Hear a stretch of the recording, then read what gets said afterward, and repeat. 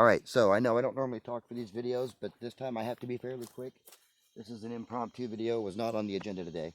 These are elderberries, obviously, as you can see, and these ones here are dark enough that they need to be harvested. Otherwise the chickens are going to eat them all.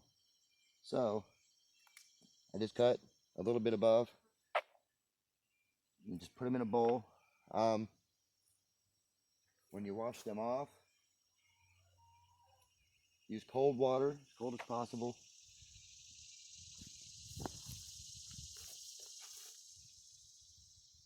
You want to get them as close to black as you can, but when the animals start eating them, you better get them, otherwise you won't have any. And we're going to go in and we're going to dry these. I'm going to show you how to dry these the easiest way. There's a couple of different methods, but this way will be the easiest. Alright, so there's a few different ways you can process these. I am using an adjustable heat dehydrator. You don't have to have one of those. In order to keep them from falling through, I take parchment paper, cut a hole for that.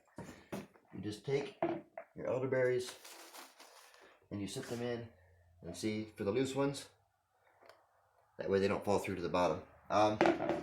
Put your lid on. I'll probably do this one at like 105 degrees for 8 hours or something, and then by the time I get back from work tonight, I'll check it and see where it's at. You can also wash them off, throw them in the freezer. You have about a 3-hour window to process them once they've been picked, especially on a hot summer day, or they will start going bad.